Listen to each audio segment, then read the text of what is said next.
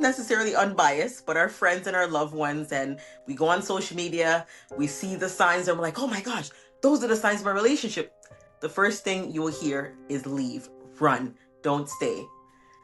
But I want to ask for somebody who doesn't want to tap out of their relationship, they don't want to leave because they love this person and they're in for wanting to support them through maybe therapy or getting the help that they need, whatever it is.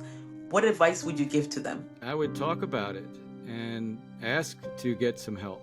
That I want to be in this relationship. I want to make this relationship work. I want us to work together.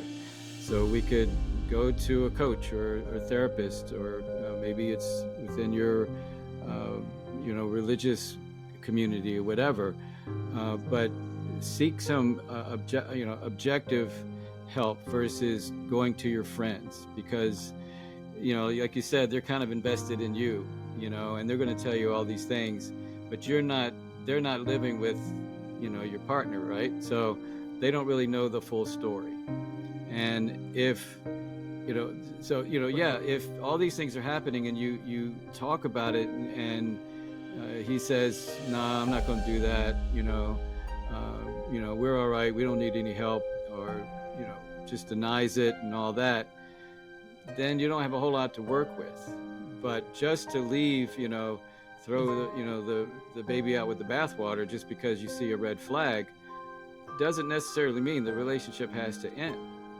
It just means, all right, there's a red flag. Let's look at this. Let's talk about it. And even if your partner cheats on you, doesn't have to be the end of the relationship. It could be an opportunity to figure out, why did that happen?